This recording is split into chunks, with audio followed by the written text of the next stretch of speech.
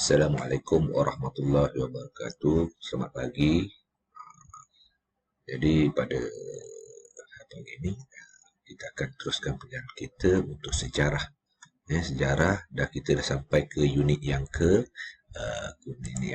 lah. Unit yang keempat ni. Okey. Sejarah tempat tinggal.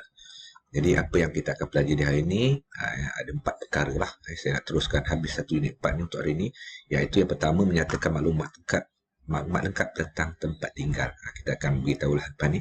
Kemudian menerangkan tentang bentuk muka bumi di kawasan tempat tinggal masing-masing. Yang ketiga menjelaskan sejarah tempat tinggal. Bagaimana wujudnya kawasan tersebut. Dan seterusnya yang keempat menguraikan tentang tokoh setempat. Tokoh setempat. Jadi kalau awak lihat buku teks awak, muka surat yang ke-44 iaitu muka surat 44. Ini dia. Sejarah tempat tinggal. Disebut tempat tinggal ni mesti rumah. Tempat tinggal juga merupakan kalau sinopsis maksudnya apa yang dalam buku teks menceritakan untuk tajuk ni. Tempat tinggal merupakan keperluan asas manusia. Keperluan asas ni ada 3 lah. Makan, tempat tinggal dan pakaian. Jadi keperluan asas yang kedua tempat tinggal. Tempat kita duduk lah. Tak kisahlah rumah tu rumah beli ke rumah sewa dan sebagainya.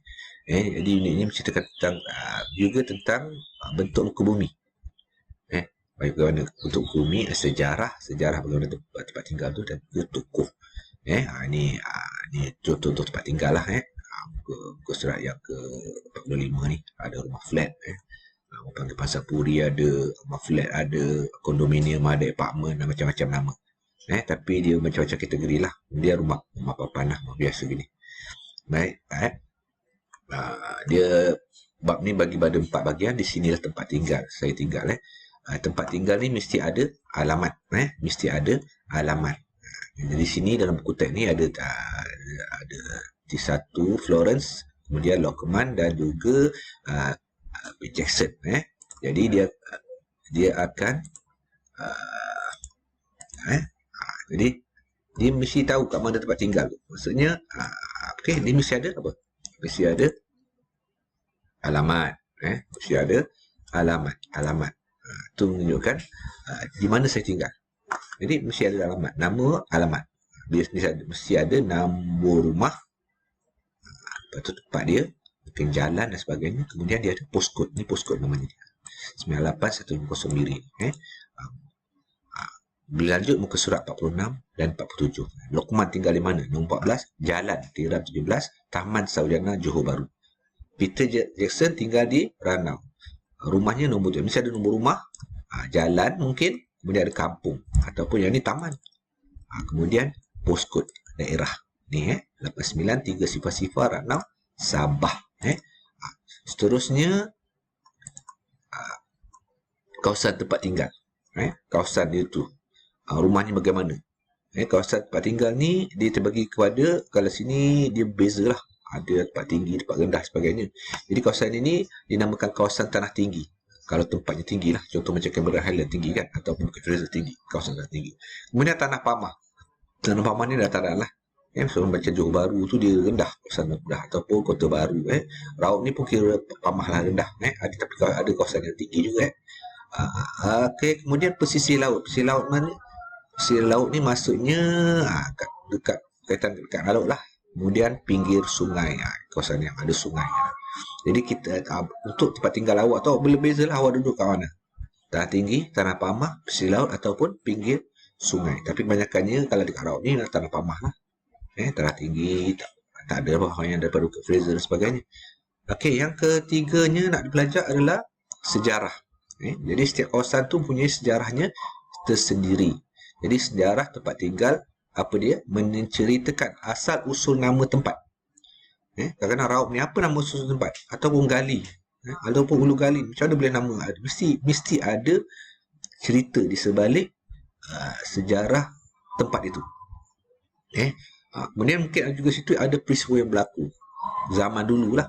Ini yang kita kita perlu tahulah. Kalau boleh kita boleh dapatkan sejarah tu lagi bagus. Macam kampung kita ada sejarahnya. Mungkin orang-orang tua ataupun nenek moyang kita tahulah. Nenek kita tanya, mungkin tahu. Ada pun mungkin tak tahu. Apa mungkin sejarah tu dah bertulis, jadi kita boleh cari dalam buku. Dan akhir sekali untuk tajuk ini dia adalah ini lanjutnya muka surat 50 dan 51. Baca nanti. Kemudian yang akhir sekali adalah di situ bila ada sejarah tempat tu dia ada tokoh setempat. Maksudnya siapa dia tokoh? Tokoh setempat ni adalah individu yang banyak menyumbang jasa dan bakti kepada komuniti. Komuniti maksudnya masyarakat lah. Biasanya mereka ni dikenali penduduk setempat dan biasanya mengganjal tertentu dalam komuniti. Komuniti masyarakat lah. Kawasan tempat itu. Jadi tokoh setempat ni mungkin ada. Mungkin kita tak kenal. Tapi kalau kita tanya orang mungkin boleh ceritakan. Bukan itu sajalah untuk topik 4 ini. Jadi awak nanti boleh bacalah. Ini muka surat 52 dan 53 nanti.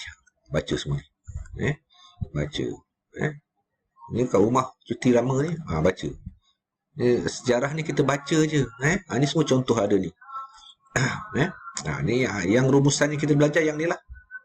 Imbas kembali ni. Muka surat yang ke-55. Imbas kembali.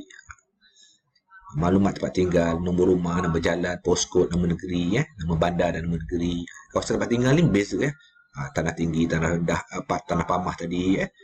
Kemudian sejarah tempat tinggal ni. Kemudian tokoh setempat. Biarlah. Yang ni awak boleh cuba nanti. Kemudian seterusnya nanti awak boleh buat quizzes. Cikgu dah sediakan banyak lebih kurang 20 soalan. Awak boleh ulang-ulang. Kalau boleh rujuk buku pun tak apa. Biar dapat awak faham semua sekali ni. Jangan tak baca buku. Kalau tak baca buku susahlah sikit. Sebab banyak jawapannya memang ada dalam buku tu. Okey, selamat belajar. Assalamualaikum warahmatullahi wabarakatuh.